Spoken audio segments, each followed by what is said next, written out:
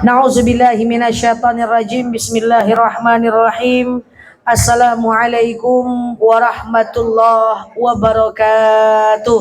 Waalaikumsalam warahmatullahi wabarakatuh. Alhamdulillahil wahidil qaharil azizil ghaffaril mukawwirul laili 'alan nahar. Tazkiratan li ulil qulubi wal absar, tabsiratan li zawil albabi wal i'tibar. Walhamdulillahilladzi nahmaduhu nasta'inuhu nastaghfiruh wa na'udzu billahi min syururi anfusina wa min sayyiati a'malina. May yahdihillahu fala mudhillalah wa may yudlilhu fala hadiyalah. Nashhadu an la ilaha illallah, nashhadu anna Muhammadan abduhu wa rasuluh, la nabiyya ba'dah, amma ba'd. Kama qala Allah ta'ala azza wa jalla fi kitabihil karim, na'udzu billahi minasyaitonir rajim. Bismillahirrahmanirrahim. Wa iz najjaynakum min ali fir'auna yasumunakum su'al 'adzab yudhabbihuna abna'akum wa yastahyuna nisa'akum wa fi dzalikum bala'un mir rabbikum azim al-ayah. Wa kama qala an-nabiyyuna Muhammad ibn Abdillah, man salaka tariqan yaltamisu fihi ilman sahalallahu bihi tariqan ilal jannah. Al-hadis sadaqallahul azim. Ibu-ibu jamaah yang saya sayangi karena Allah, para dokter, para bidan, para perawat, betul kah? Para seluruh staf di Puskesmas Sidomulyo. Tadi saya udah sampai lama, tapi tak tega saya mengganggu keceriaannya. Iya itu pula ya. Akhirnya saya ngintip-ngintip dari jauh. Happy sekali ibu-ibu nih. Saya santai dulu 10 menit di sana. Karena saya tahu pas saya datang pasti terdiam semuanya. Jadi saya biarkan ibu-ibu happy dulu. Nah, alhamdulillah ya. Selanjutnya, innallaha wa malaikatahu yusalluna 'alan nabi ya ayyuhalladzina amanu sallu 'alaihi wa sallimu taslima.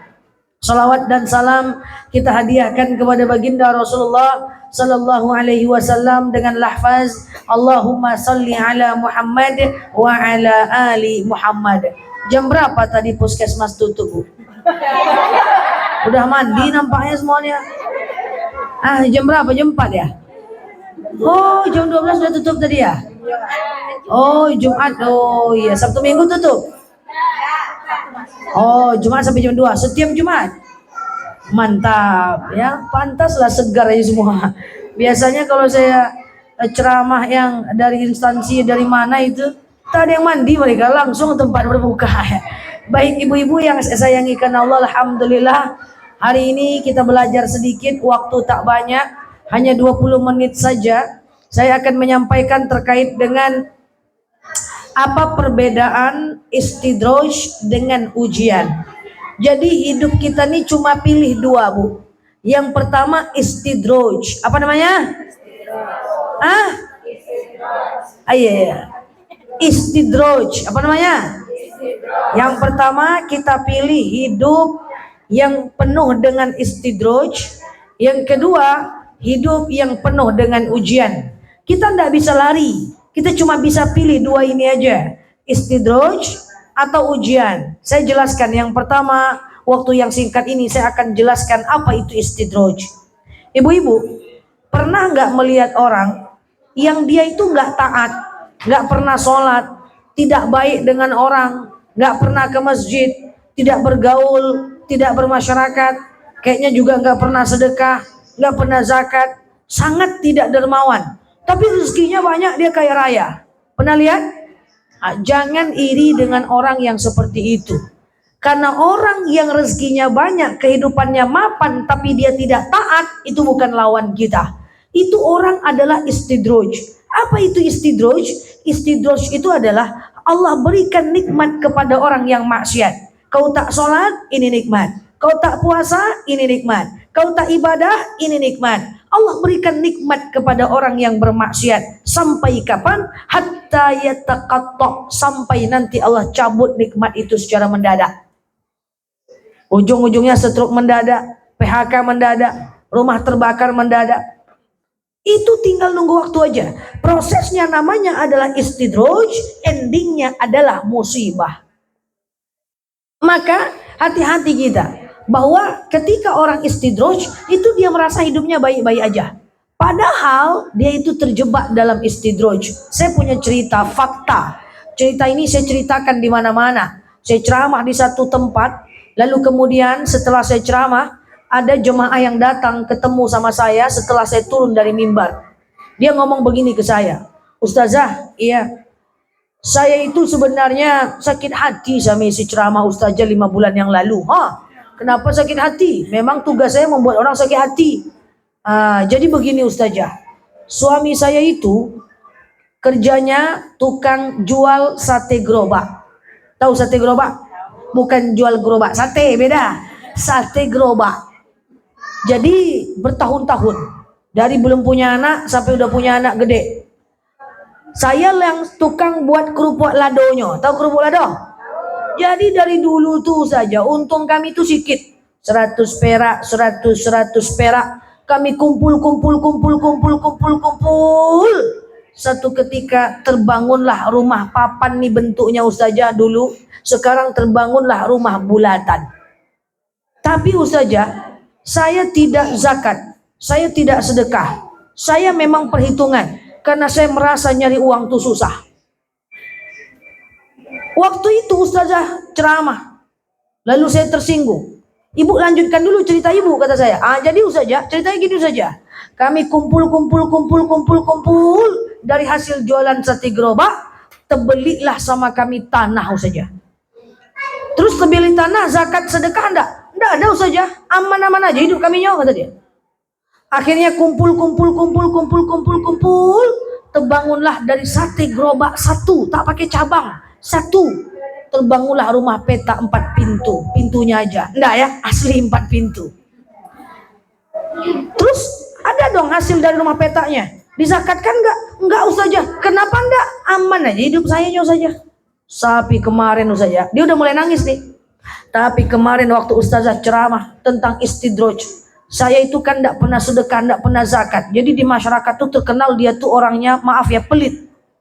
Waktu itu Ustazah ceramah dengan lantang 5 bulan yang lalu, kata dia. Siapa yang dia banyak rezeki, tapi dia bakhil, dia tidak sedekah, dia tidak zakat, hati-hati, tinggal tunggu waktu akan datang musibah, karena itu adalah istidroj. Sakit hati saya Ustazah, tak tidur saya 3 hari 3 malam. Kenapa ibu sakit hati? Semua mata menengok saya Ustazah.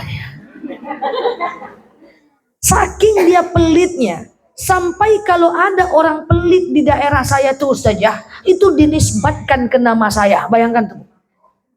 Dan dia tahu, ibu ndak malu, ndak Ustazah, ngapa? Aman aja hidupku nyawa tadi. Jadi misalnya orang pelit ini namanya siapa? Si Pulan. Jadi kalau ibu pelit, saya bilang, "Woi si Pulan kau ini." Saking begitunya. Suatu ketika Ustazah, saya dengar ceramah Ustazah tuh, saya ingin bertaubat.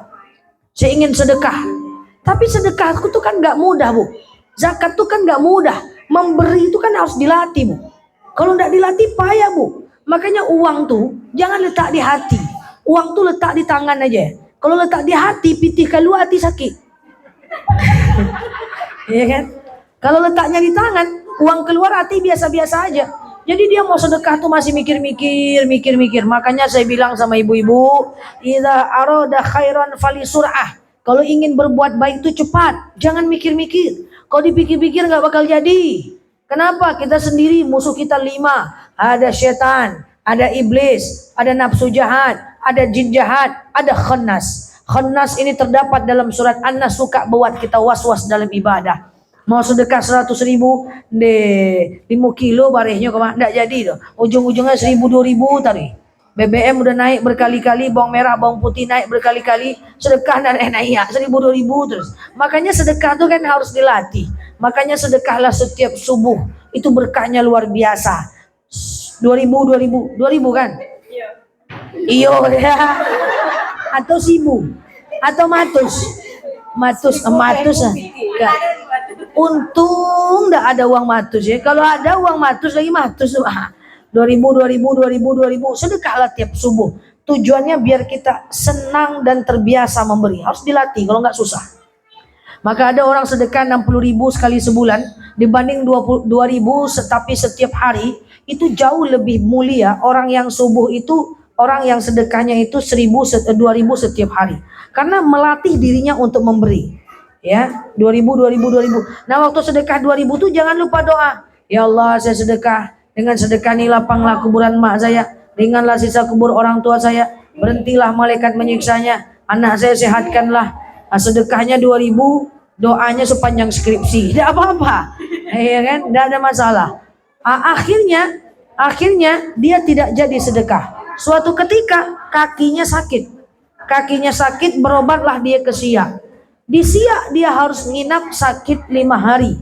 Ya, ke orang pintar kayak gitulah. Belum lagi dia berobat, lalu dia dapatlah informasi lagi di Siak bahwa rumahnya yang 4 tadi terbakar dan rata dengan tanah.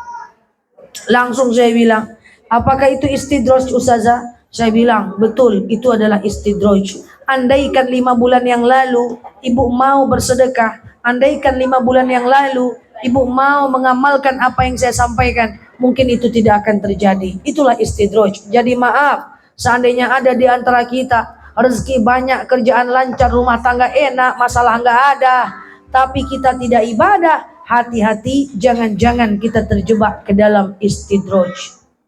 Harus kita itu. Makanya supaya tidak istidraj, semakin tinggi nikmat, semakin tingkatkan ibadah. Semakin tinggi nikmat, semakin tingkatkan ibadah. Naik gaji, tambah sholat duhanya. Naik jabatan, tambah sedekahnya. Dapat bonus dari suami, walaupun tak kapan-kapan, tanpa sholat tahajudnya.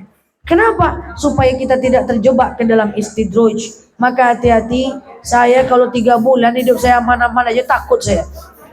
Nggak ada masalah, nggak ada dizolimin orang, nggak ada digosipin orang, keluarga sehat, itu hati-hati. Sementara ibadah kita gitu-gitu aja. Jangan-jangan kita terjebak dalam istidraj, endingnya adalah musibah. Na'udzubillah. Jadi ibu-ibu, ini istidraj. Pilihan hidup yang pertama, semakin banyak nikmat, semakin tidak taat, endingnya adalah musibah. Atau pilih gaya hidup yang kedua. Ya, kita singkat aja. Atau pilih gaya hidup yang kedua, yaitu hidup yang taat tapi penuh dengan ujian. Sekarang saya tanya, saya sering hidup yang taat tapi penuh dengan ujian. Kadang-kadang kita suka bandingkan diri kita dengan orang lain. Ya Allah, tengoklah tuh, uangnya banyak, rezekinya banyak, tapi dia tidak sholat. Sementara aku capek tunggang tunggik siang malam sedekah, nasibku gitu-gitu aja tidak berubah. Pernah berpikir begitu? Nah, sampai ada yang bilang, Ustazah, saya nggak usah lah hijrah. Kenapa? Nanti makin banyak ujian hidup saya. Kan gitu ya. Nah, jadi begini, kalau ujian itu untuk orang yang taat, untuk orang yang beriman. Contoh, saya udah sekolahkan anak saya ke sekolah pesantren, tapi kok dia kabur ya? Saya udah jadi ibu yang baik, udah ajak guru ngaji datang ke rumah, tapi kok dia melawan juga ya? Saya udah sholat, udah puasa, udah zakat, tapi kok suami saya mengkhianati saya ya? Saya udah sholat, udah puasa, udah zakat, tapi kok mertua saya suka bikin saya sakit hati ya? Saya udah sholat, udah puasa, udah zakat, tapi kok orang-orang yuk pada fitnah saya ya? Saya udah sholat, udah puasa, udah zakat, udah sedekah, udah baik sama orang, tapi kok teman dekat saya mengkhianati saya ya? Saya udah baik, tapi nasib saya kok enggak baik. Itu ujian. Paham nih? Kalau istidraj tadi baik terus saat tidak ibadah. Kalau ujian kita udah baik, takdir kita tetap buruk, itu ujian. Nah, saya jelaskan mindset dari ujian. Mindset dari ujian ini adalah Allah itu pengen melihat kita. Jika gua kasih lu susah, lu masih tetap setia nggak? Itu maksudnya. Coba ingat ibu dulu dengan mantan pacar ibu yang sekarang jadi suami ibu, betul ya? Kadang-kadang kan dia nguji ibu kan? Atau kadang-kadang ibu yang nguji dia untuk menengok kesetiaan. Iya kan? Ibu lah ya, punya suami, dinafkahi 10 tahun, tahu-tahu na'udzubillah dia di PHK. Baru 8 bulan dia di PHK, ibu udah ngomel, ibu udah marah. Baru aja dia 8 bulan di PHK, udah ngomel, udah marah, udah nggak setia. Berarti kan nggak lulus ujian. Jadi ujian itu maksudnya Allah pengen lihat kita. Lu taat, oke. Lu sholat tahajud, oke. Lu sholat duha, oke. Lu bayar zakat, oke. Gua cabut nikmat nih. Lu masih tetap sholat nggak? Itu maksudnya. Lu masih tetap taat nggak? Itu maksudnya. Maka jangan menyerah kalau ujian datang. Saya kalau ada ujian datang, saya selalu cakap sama Allah. Ya Allah, Engkau mau lihat, Kau ginikan takdirku, maka akan aku buktikan aku tetap bersamamu. Itulah kesetiaan. Maka ujian itu cara Allah untuk melihat betapa kita tetap taat saat apapun kondisi kita. Nah, jadi jangan menyerah saat ujian. Nah, tapi yang namanya ujian, di sini mungkin ada yang punya keluarga dosen atau siswa, mahasiswa, dosen macam saya nih, kan mahasiswa ada ujian, betul ya? Kami selalu memberikan ujian yang kami udah ajarkan, betul? Mana mungkin ujian dikasih yang belum kita ajarkan? Jadi dosen dan guru selalu memberikan ujian kepada siswanya yang kira-kira dia akan mampu menjawabnya. Gitu juga Allah. Allah itu ngasih ujian kepada kita yang kira-kira kita mampu untuk melewatinya. Makanya Pak Ustadz sering ceramah, apa kata Pak Ustadz? La yukallifullahu nafsan illa Allah tak akan bebankan kita, melainkan kita mampu untuk melewatinya. Ada orang, ada mahasiswa rajin masuk kelas, UTS dia kerjakan, makalah dia kerjakan, lalu kemudian duduk paling depan. Suatu ketika mahasiswa yang pintar, yang baik ini, yang disiplin ini, ke waktu ujian akhir semester UAS, dia sakit masuk rumah sakit, nggak ikut ujian. Bisa lulus nggak? Bisa lulus nggak? Nggak bakal bisa, karena dia nggak ikut ujian. Maka hidup ini harus ada ujian sampai kita berhasil melewati ujian tersebut. Nah, tapi kalau ujian, kalau mau lulus, nggak lulus, harus ada remedial, kan begitu kan? Nah, sama dengan ujian yang Allah berikan kepada kita, harus sampai lulus. Kalau nggak lulus, maka ibu akan gitu-gitu aja. Contoh, ujian Allah berikan dengan orang mengomongkan kita, atau orang memfitnah kita, atau orang menggosipkan kita. Itu ujian yang Allah berikan. Harus lulus, harus kita abaikan sampai kita santai ketika ada orang menzalimi kita. Selagi kita tak santai saat orang menzalimi kita, maka kita tidak akan pernah lulus. Nanti diceritakan orang lagi 3 hari tak tidur lagi, diceritakan orang lagi 2 hari tak tidur lagi, diceritakan orang lagi. Kenapa? Karena nggak lulus. Maka kalau kita didapatkan ujian oleh Allah, lewati sampai lulus, terutama dengan manusia. Saya ingin berpesan kepada ibu-ibu, jangan terlalu banyak mikirin manusia. Kenapa? Tidak semua orang harus suka dengan kita, karena nggak semua orang penting bagi kita. Selagi kita masih memikirkan manusia, maka pada saat yang sama, kita tidak memikirkan apa kata Allah tentang kita. Yang paling penting adalah bukan apa kata orang tentang kita. Yang paling penting adalah apa kata Allah tentang kita. Saya ceramah udah 20 tahun. Saya sudah cerita kepada ibu-ibu. Saya menerima ribuan curhat. Wah, di sosial media curhat banyak. Ada yang curhatnya berhadapan dengan saya. Ustazah, saya sedih. Kenapa? Saya dihianati sama teman saya digosipkan. Saya udah nggak tidur 3 hari 3 malam. Saya tengok orangnya cantik.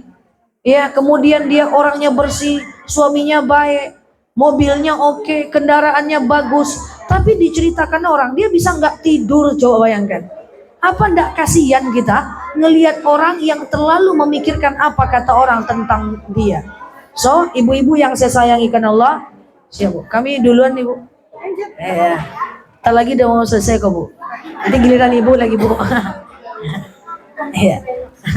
Oke, jadi ibu-ibu yang saya sayangi karena Allah, maka setiap konsep, maka setiap ujian itu mesti dilewati sampai kita santai menghadapinya, apapun ujian itu.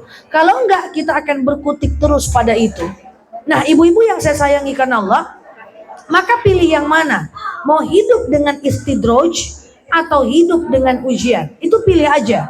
Kalau kita taat, akan datang ujian. Kalau kita enggak taat, akan datang musibah. Kalau kita taat, akan datang ujian, tapi ujian itu selalu ditakar dan selalu akan kita mampu melewatinya. Dan jangan sekali-sekali bicara begini. Saya banyak sekali jemaah yang suka ngomong gini, Ustazah, iya, semakin saya hijrah, semakin saya dekat dengan Allah, semakin saya sholat, semakin saya puasa, semakin saya diuji. Bagus, nggak usah saya puasa lagi, tak usah saya sholat lagi. Jangan ngomong kayak gitu bu. Itu sama dengan ibu ngomong dengan teman ibu kayak gini. Woi Bray, besti, bestoy.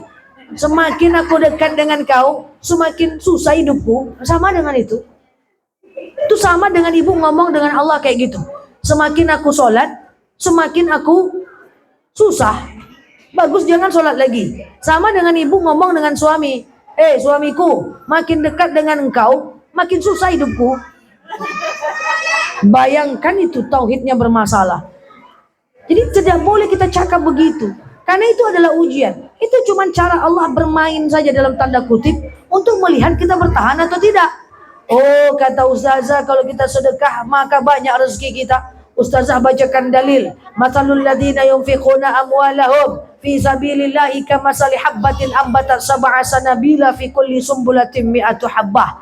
Siapa yang sekali bersedekah, Allah akan balas 700 kali lipat.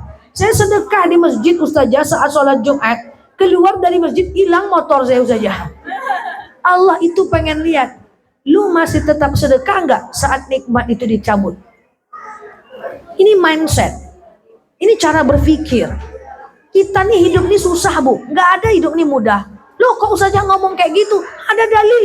Laqad khalaqnal insana fi kabad. Sungguh Allah ciptakan manusia itu dalam keadaan susah payah, capek.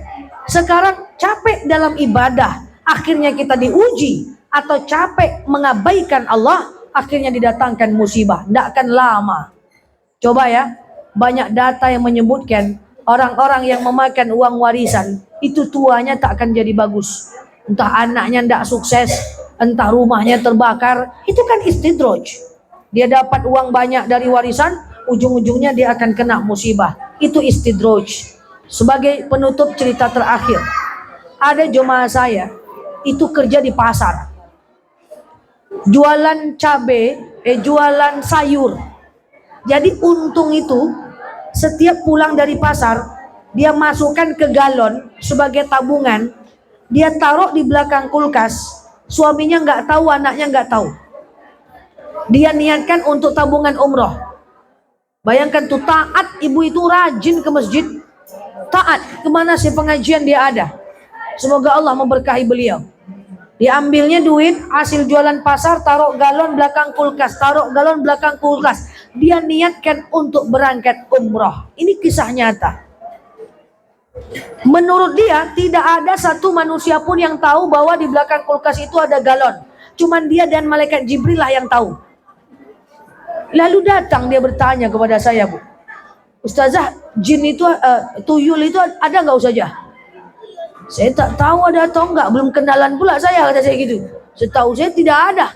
Emangnya kenapa bu? Saya nabung untuk umroh saja. Saya taruh di galon di belakang kulkas. Saya yakin tidak ada yang mencurinya. Anak saya baik, suami saya baik. Udah berpuluh-puluh tahun saya hidup sama mereka. Tapi saja uang di belakang kulkas itu, jangankan duitnya, sak galon-galonnya hilang saja. Ada yang bayangkan tuh. Jangankan duitnya, galon-galonnya pun hilang. Lalu datang jemaah samping saya menyeletuk saat ibu ini pergi. Ustazah, kasihan ibu tuh ustazah, orangnya rajin ke masjid, taat, ngumpulin umroh, tapi ujung-ujungnya hilang. Saya enak aja hidup saya ustazah, nyari duit gampang, pergi umroh bisa, aman aja hidup saya. Kok orang makin susah, makin taat, makin susah ya? Saya bilang sama dia, ibu hati-hati ibu, jangan-jangan ibu sedang istidraj. Allah berikan ibu nikmat, tapi Allah nggak kasih ibu ujian. Ibu itu jauh lebih baik dibanding ibu yang tidak dapat ujian apapun. Paham maksud saya nih? So, kalau ada kita nih diomongin orang, difitnah orang tipis-tipis, kecelakaan dikit-dikit, mobil terbalik dikit-dikit, kemudian ban bocor tipis-tipis, dan taklah. Semoga itu bagian dari ujian. Kalau kita taat, supaya tidak istidraj, semakin tinggi nikmat, tinggikan ibadah, sehingga yang terjadi adalah ujian, bukan istidraj. Semoga bermanfaat ibu-ibu yang saya sayangi karena Allah. Sesuai janji kita 15 menit sebelum berbuka kita sudah persiapan. Demikian, semoga kita menjadi hamba Allah yang makin taat, makin bagus amalnya, makin mempersiapkan mati kita, sehingga yang dekat dengan kita adalah ujian. Nauzubillah dari istidraj. Amin Allahumma Amin. Wallahu a'lam bishawab. Silakan dilanjutkan acaranya. Kita akhiri dengan doa. Ala hazihi niyah al-Fatihah.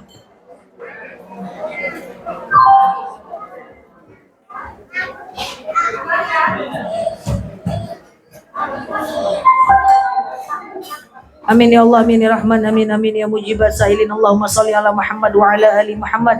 Allahumma inna nas'aluka ridhaka wal jannah, na'udzubika min sakhatika wan nar. Allahumma inna nas'aluka salamatan fi dinina, afiyatan fi jasadina, ziyadatan fi ilmina, barakatan fi rizqina, taubatan qabla al-maut, rahmatan indal maut, maghfiratan ba'dal maut.